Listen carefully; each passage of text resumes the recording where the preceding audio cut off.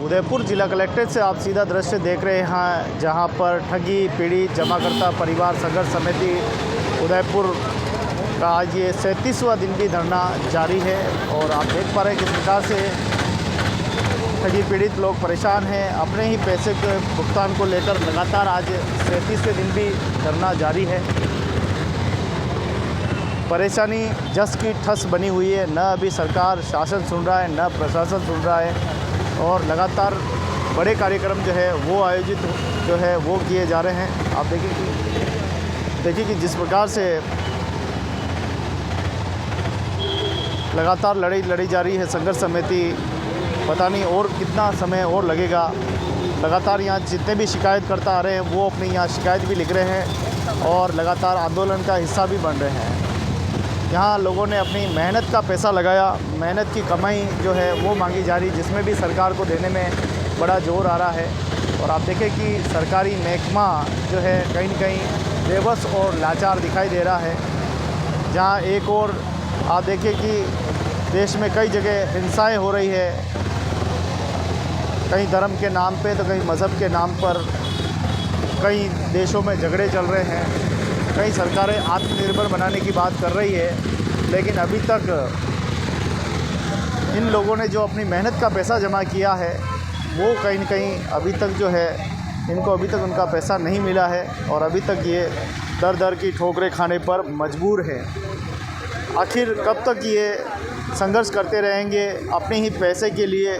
आज रोडों पर बैठना पड़ रहा है। लगभग आज 37 दिन हो गए इस धरने को और 37 दिन का ये आंदोलन हो गया है। लेकिन सरकार की जस की ठस है। अभी तक उन्होंने कोई समिति बनाई है जिसमें कुछ सदस्य इनके जाएंगे और वार्ता होगी। अब वार्ता ही वार्ता होगी, कब पैसा मिलेगा कोई उम्मीद नहीं है। टेंट और तंबू के सहारे, बरसात गर्मी सहारे और हर प्रताड़ना झेलते हुए ये अपने आंदोलन को जीवित रखे हुए हैं। अपने आंदोलन को लगातार बरकरार जो है रख रहे हैं कि उनका गरीबों के हक़ का पैसा उनको मिले। यही पूरी कोशिश जो है की जा रही है। रोजी रोटी भी गई, मान सम्मान भी गया, इज्जत भी गई और अब अपनी मेहनत का पैसा जो है उसको भी लेने के लिए सरकार के सामने हाथ हिलाने पड़ रहे हैं, सरकार के सामने गुहार करनी पड़ रही है। फ़ाइलों पे फ़ाइलें बनती जा रही है, न जाने ये फ़ाइलें कब ख़त्म होगी, पैसा मिलेगा नहीं मिलेगा। अभी भी उम्मीद की किरण आप देखें कि बनी हुई है, क्या पता, कुछ नहीं कह सकते, ऐसा इनके भाव है। इनको आज भी उम्मीद है 37 दिनों बाद भी आज भी हमारा पैसा मिलेगा, कल मिलेगा, परसों मिलेगा, सरकार अच्छा डिसीजन लेगी, सरकार हमारी है, सरकार सबकी है, सरकार कल्याणकारी है। लेकिन कहीं न कहीं यहाँ पर निराशा के भाव दिख रहे हैं। लगातार ये एजेंट अपने सभी लोगों को आग्रह कर रहे हैं, जो भी व्यक्ति यहाँ आ रहा है वो एक ही बात कर रहा है कि मेरा भी पैसा जमा है, मेरा भी पैसा ले। देश के 42 करोड़ लोगों का इसमें निवेशकों ने पैसा निवेश किया है। सरकार लाइसेंस देती है, सरकार के लाइसेंस के ऊपर वो अपनी योजनाएं बना कर कैसे जनता को लाभ पहुंचाते हैं। लेकिन कभी कभी उसके हानिकारक प्रभाव भी होते हैं और कुछ सकारात्मक परिणाम भी होते हैं। कुछ कंपनियां बहुत ही अच्छी चल रही थी, लेन देन भी अच्छे थे, लेकिन सरकार ने जब से ताला लगाया है तब से ये बेबस और लाचार हो गए हैं। अपने ही पैसे के लिए दफ्तर चक्कर काटना पड़ रहा है। नमस्कार, मैं आपके चैनल के माध्यम से सरकार को मेरी बात और हम सभी की बात पहुंचाना चाहता हूं कि आज हमारे धरने प्रदर्शन को उदयपुर जिला कलेक्ट्रेट के ऊपर आज 37 दिन हो चुके हैं। उदयपुर ज़िले के अंदर पहला ऐसा धरना है जो लंबे समय तक चल रहा है। और देखिए आप हमारे साथ में जेठी साहब बैठे हुए हैं, कुमार साहब है, मनोरमा मैडम है और झाला साहब है। मतलब काफ़ी लोग, मतलब दिग्गज है ये सभी लोग साथ थे किसी टाइम में, मगर आज साथ की स्थिति में नहीं है। आज हम सभी लोग साथ हैं, हमारे यहाँ कोई भेदभाव नहीं, हम सभी लोग साथ हैं। सरकार ने जितना हमारा खून पीना था पी लिया है, अब हमारे शरीर में खून नहीं बचा है। सरकार से अनुरोध करते हैं कि ये जो नवरात्रि का जो पावन महीना चल रहा है, इस पावन माह के अंदर हम सभी पीड़ित लोगों का भुगतान करने के ऊपर विचार बनाया जाए और हमें भुगतान दिया जाए। हम दर दर की ठोकरें खा रहे हैं और हमें ये स्थिति है कि नवरात्रि और दिवाली कैसे मनाई जाए ये भी हम नहीं मना पा रहे हैं। हमारा परिवार का भरण पोषण जो भी इनका जो भी सुख सुविधा है वो हम स्वतंत्र देश में होते हुए भी इसका लाभ नहीं उठा पा रहे हैं। तो मैं सरकार से गुजारिश करता हूँ, निवेदन करता हूँ राज्य सरकार और केंद्र सरकार से और हमारे क्षेत्रीय विधायक और क्षेत्रीय सांसद महोदय ये सभी लोग अपनी लेटर पैड पे भी लिख के सरकार को सूचित करें कि ये धरने प्रदर्शन पे बैठे हुए हैं 36 दिनों से। इनका अगर ये सांसद महोदय अगर लिखते हैं राजस्थान के या पूरे देश भर के सांसद तो सरकार पे थोड़ा दबाव बनेगा और एमएलए जितने भी हैं हमारे राजस्थान के या पूरे देश के वो सभी लोग भी अपनी लेटर पैड के द्वारा भी अगर ज्ञापन भेजते हैं मुख्यमंत्री को या राष्ट्रपति को या प्रधानमंत्री की जो मंत्री जी को तो हमें बहुत सारा फ़ायदा मिलेगा। तो ये जो भी शासन प्रशासन में बैठे हुए लोग हैं वो भी हमारी सुने और जिला विशेष तौर से जिला कलेक्टर महोदय भी बार बार हमारे इस ज्ञापन को आगे पहुँचाए केंद्र सरकार तक, राज्य सरकार तक, राष्ट्रपति तक। तो हो सकता है हमें बहुत बड़ी राहत मिलेगी इसमें और हमें उम्मीद है, ऐसा नहीं हम उम्मीद छोड़ के बैठे हैं, हमें उम्मीद भी है कि हमें हमारा पैसा मिलेगा, मगर मिलेगा कब ये हमें पता नहीं है। इसलिए सरकार से गुजारिश कर रहा हूँ कि ज़्यादा से ज़्यादा संख्या में हमारे इसको ज्ञापन को आगे पहुँचाया जाए और हमें राहत मिले। जी गोविंद जी, देखिए एक ही जगह पर एक ही परिसर में सड़क के दो छोरों पे दो अलग स्थितियां हैं।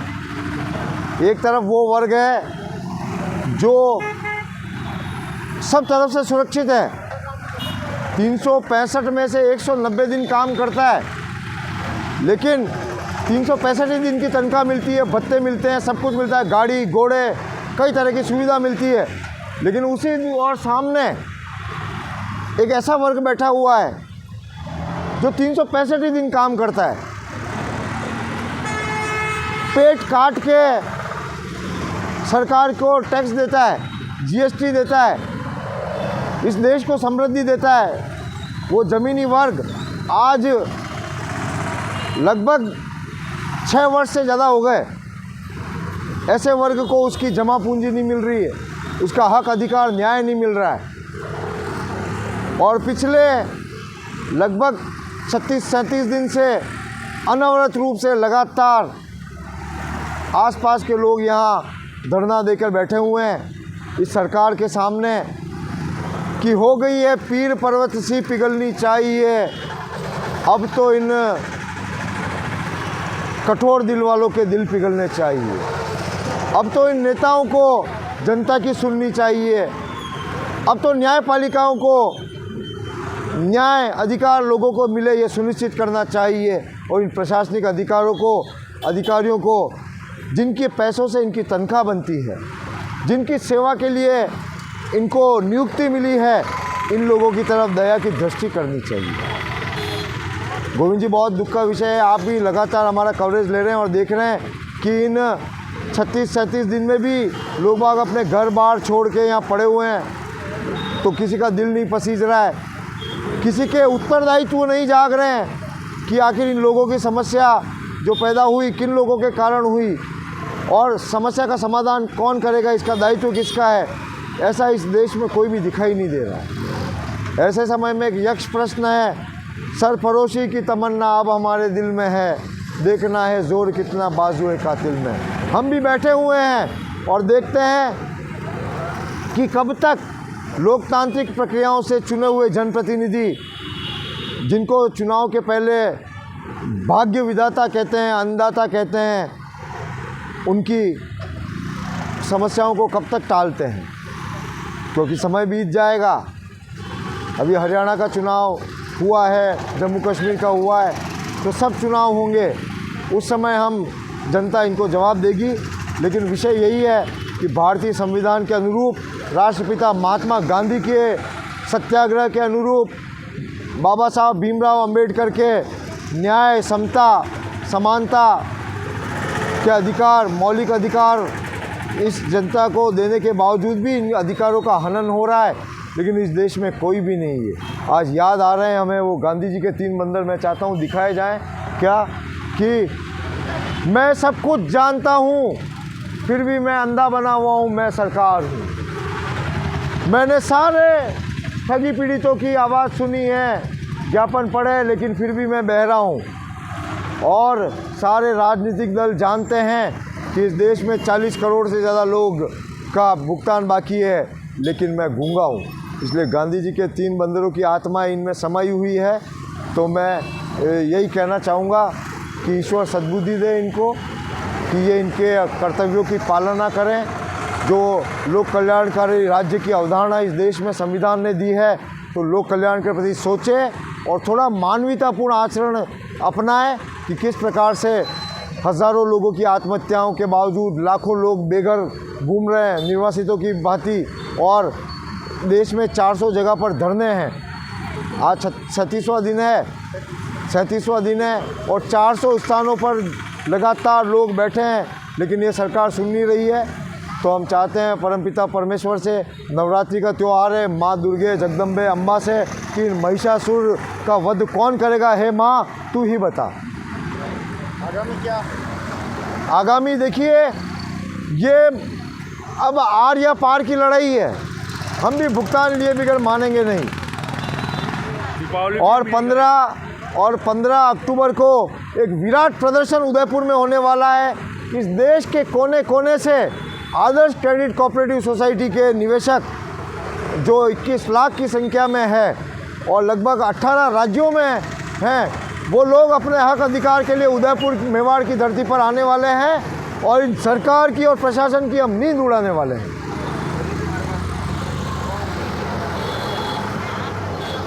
आखिर इतना बड़ा निर्णय क्यों ले रहे हैं? मरता क्या न करता, ना हमारे कोई तनख्वाह है, ना हमारे कोई पेंशन है, ना हम किसी से मुआवजा मांग रहे हैं, ना हम किसी से भीख मांगना उचित समझते हैं। हम पुरुषार्थी वर्ग हैं। हमने ठेले चला के, मजूरी करके, छोटा छोटा व्यवसाय करके, 5-5, 10-10 रुपये करके 100 रुपये महीने का बचाया, 200-500 रुपये महीने का बचाया, 4-4, 5 साल तक बचाया, लेकिन आज हमारा ही पैसा हमको नहीं मिल पा रहा है। तो यही वजह है कि हमें इतना सब कुछ करना पड़ रहा है। अच्छे दिन ऐसे होते तो बुरे दिन कैसे होते? ये अच्छा दिन तो हमारे गृह मंत्री जी ने कहा है, जुमले हैं, जनता को समझना चाहिए। चुनाव में हम कुछ भी कह देते हैं और जनता बेचारी मान लेती है। तो ये तो मंत्री जी ने खुद ही कह दिया है, जुमले हैं, इनको मत मानो, ये बुरे दिन ही हैं। चुनाव के लिए हमने अच्छा नाम दे दिया ताकि वोटरों को अच्छा लगे।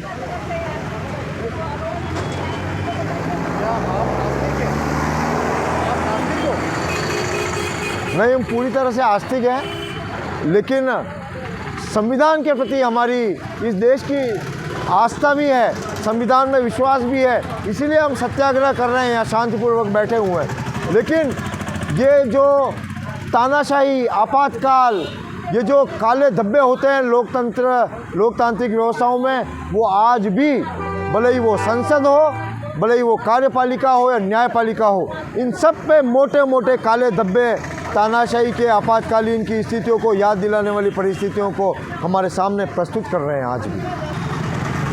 और दूसरी ओर ये प्रशासन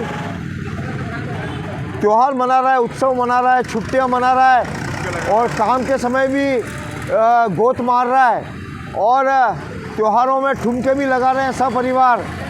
सरकारी गाड़ियों का उपयोग जम के इनका परिवार कर रहा है, लेकिन हमारी सुनवाई नहीं कर रहे हैं तो ये इनको भी सोचना चाहिए। हाँ देखिए गोविंद जी, हमारे जिस तरह से हमारा पैसा रुका है, उस प्रकार से इस प्रशासनिक 30% ऐसे इस प्रशासन में भी लोग हैं, सरकार में भी लोग हैं जिनका पैसा डूबा हुआ है, लेकिन ये इधर उधर से साइड की गलियों से अपना पैसा बना रहे हैं और इंसानियत तो मर चुकी है इन सब में।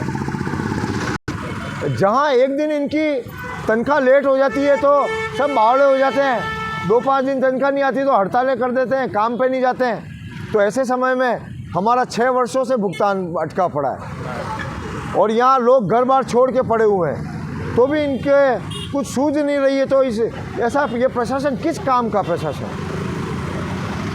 मैं आपके चैनल को बहुत बहुत धन्यवाद देना चाहता हूँ इस चैनल ने हमारे दुख की व्यथा को सुना और आज हम यहाँ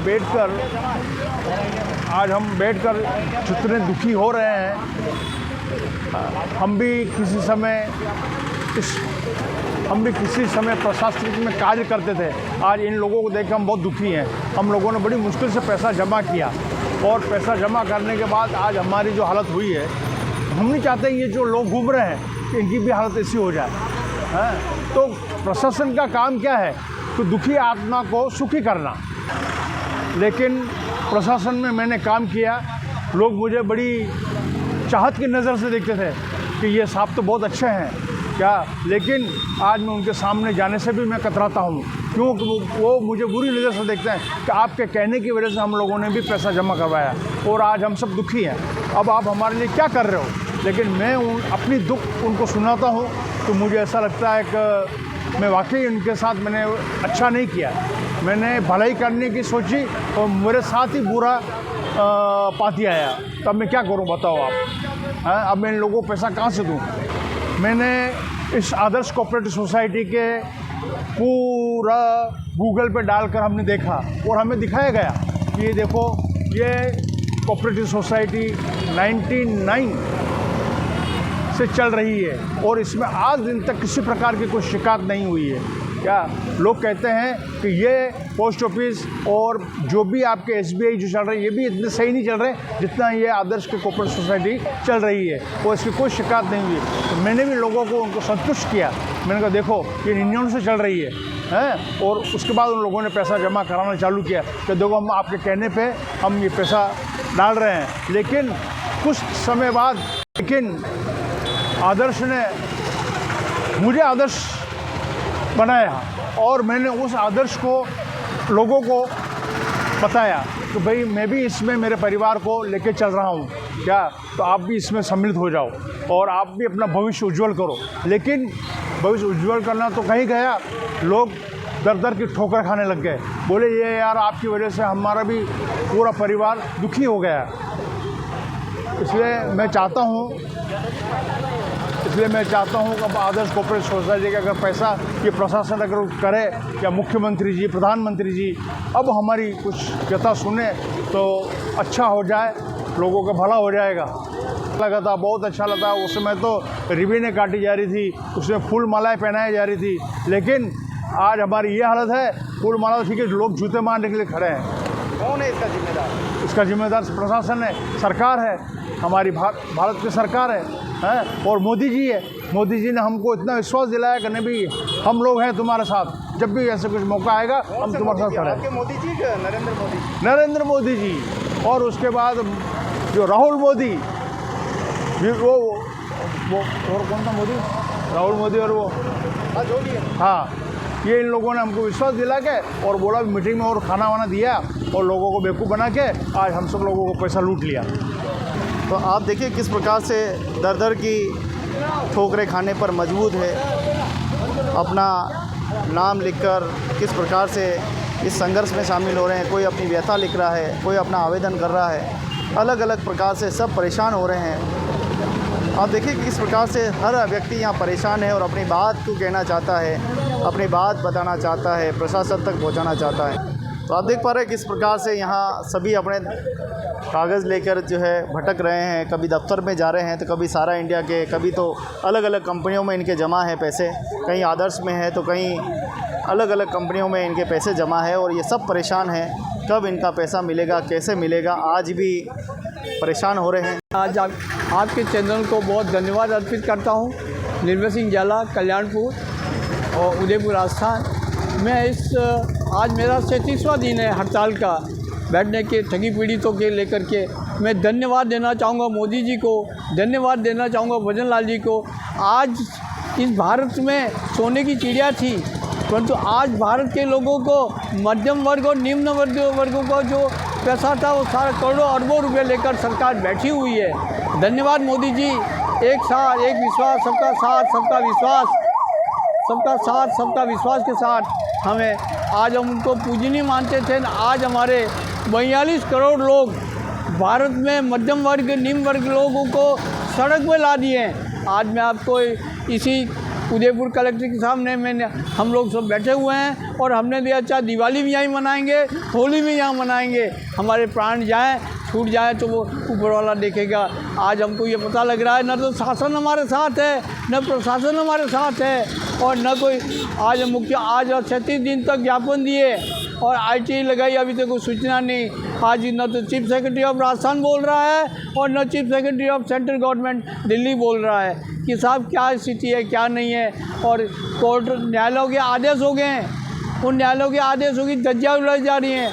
आज जिन्होंने FD RD जो कर रखी है, उन्होंने ज़मीन उनके यूनिक नंबर दे रखे हैं और ज़मीन के वेटरनरी कमेटी बैठा दी है कि आप और भजन लाल जी हमको कहीं का नहीं छोड़ा आपने, जो आज हमारी ज़मीनों के लिए कमेटी बैठा दी है। वो मोदी जी कमेटी कहाँ ज़रूरत है, आपको कमेटी की कहाँ आवश्यकता है, उसी चेयरमैन को बैठा दो और जहाँ ऑफिस खुली थी वहाँ खोल करके लोगों का पेमेंट कराओ। मोदी जी हमें क्यों अब मध्यम और निम्न वर्ग को क्यों गला घोटना चाह रहे हो, क्यों फांसी के तख्तों पे लटकाना चाह रहे हो।